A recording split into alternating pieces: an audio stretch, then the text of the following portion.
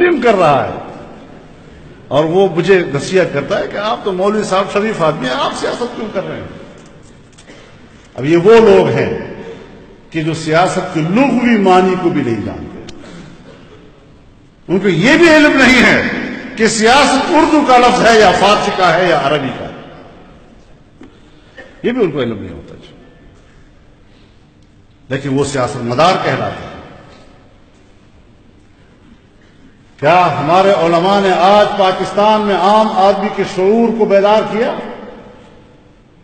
اس کو یہ احساس دلایا کہ سیاست انبیاء کا وظیفہ ہے۔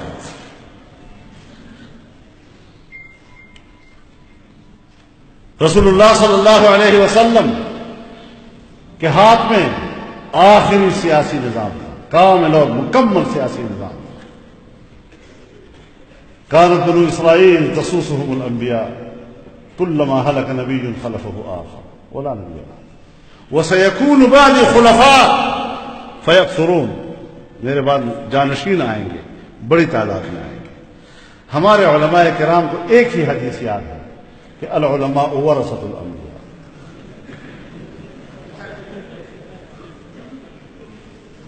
ان الانبیاء لم يورثوا دینارا ولا درہما انما ورثوا العلم۔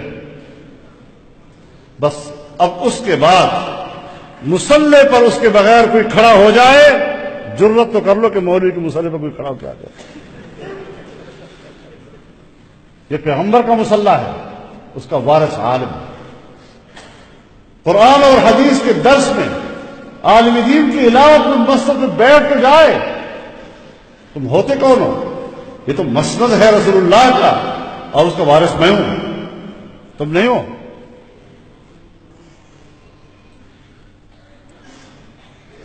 جمعہ اور عید کے خطبے میں اس کے ممبر پر کوئی اور آ کے بیٹھ کے جائے،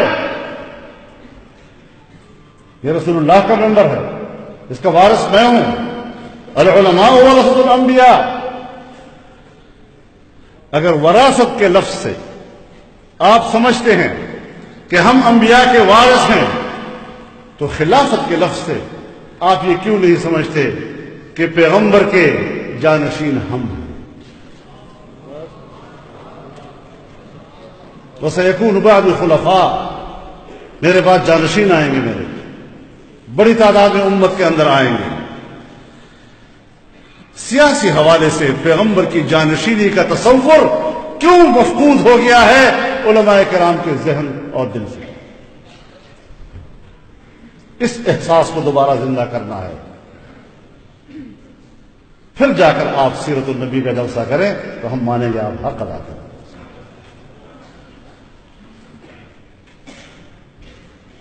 ایک عام سی بات بن گئی ہے، مولوی مسجد میں سیاست کرتا ہے، محراب و منبر کو سیاست کے لیے استعمال کرتا ہے۔ اس سے بڑھ کر کوئی جاہلانہ بات اور ہو نہیں سکتی۔